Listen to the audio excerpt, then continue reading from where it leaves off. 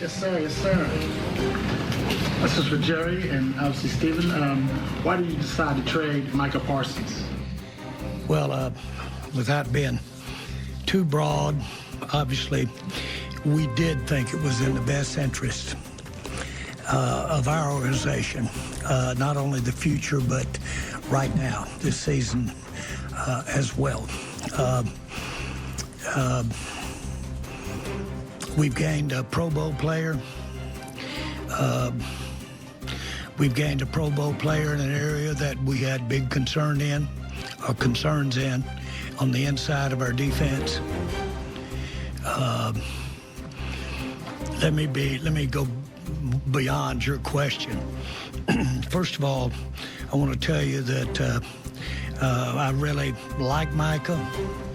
I appreciate the 4 years that we've had him here, and he's a great player. And so we are very appreciative of the fact that he's a great player. There's no question that I could have signed him in April. And so we all know that to have agreements, all parties have to agree. But this was by design. I did make Micah an offer. It wasn't acceptable, and I honor the fact that it wasn't done in the way that he wanted to do it through an agent. So he was made an offer. There's not an ounce of vindictiveness. There's no bad feelings on my part about the fact that we didn't come together on an agreement.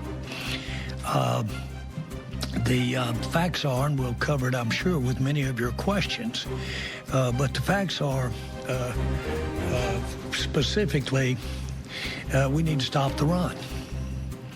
And out of our 60 players that we would count as the actives and a percent of the practice squad, over 1/3 of those players are new. And so we are doing what I've said many times, that if you are the one that owns, and when you look in the mirror, you've got to change. And so that this was a very deliberate, as it played out, reflection on a key player that could bring us a lot of consideration.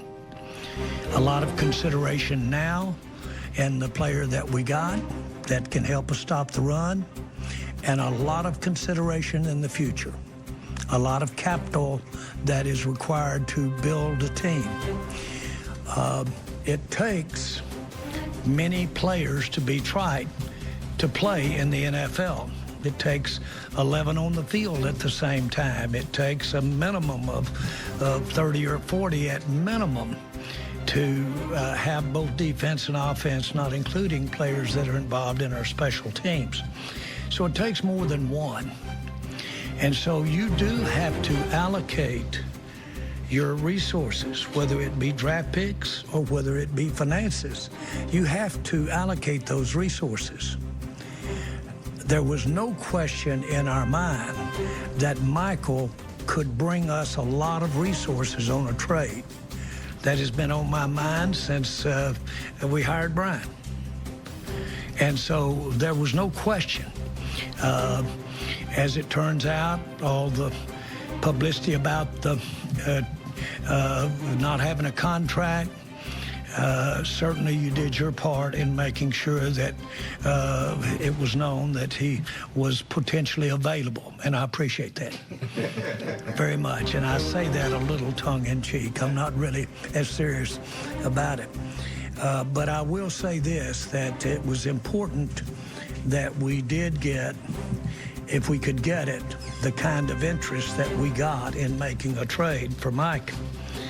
He was an asset that we got 4 great years out of. But when you are talking about making a contract the kind that he got and for the future, that's quite a commitment. And none of that counts about what he did those first 4 years. It all goes against what he can do for you in the future. the length of that contract and maybe more. Well, then you've got to really weigh how many players. And I'm just going to give you this. Not only do we immediately get a player, but those draft picks could get us, I'm talking top Pro Bowl type players could. Not necessarily, you're going to be quick to say, you won't necessarily get those players. You got to draft them or acquire them. But they could get us as few as 3 or as many as 5 outstanding players.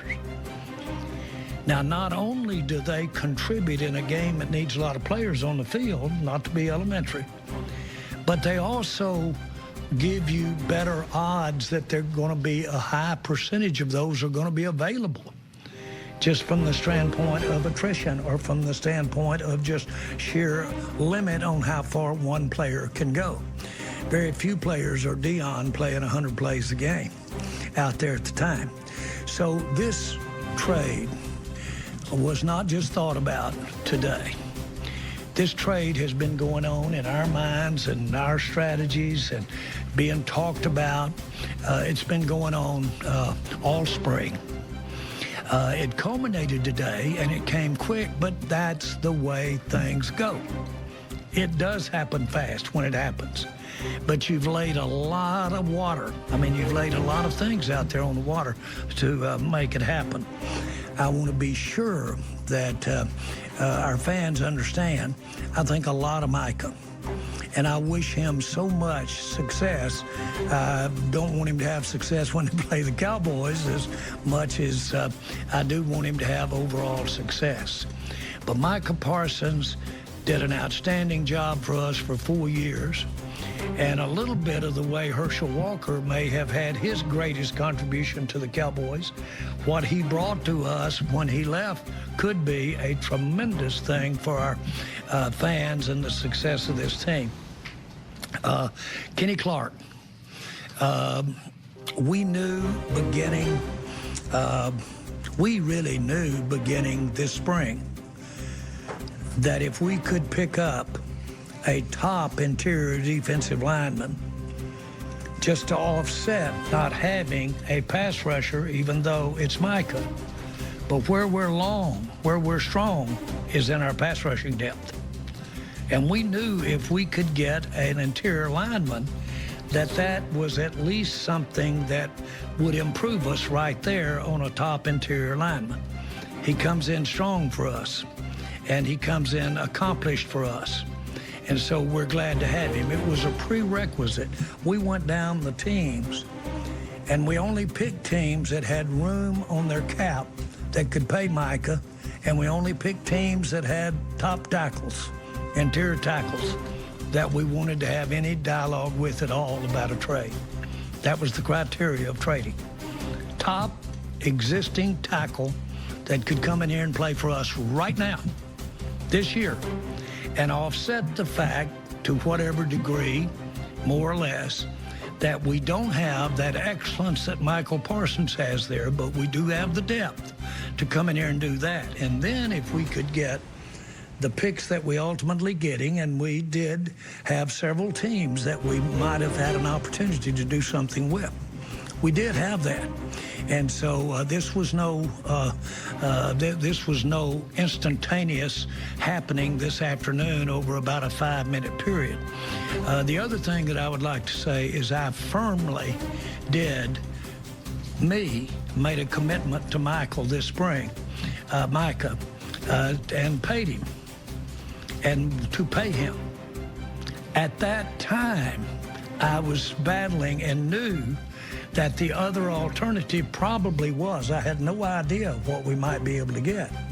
But I knew that it was very likely to be several players that we could use those resources for all the way, draft picks as well as cap space.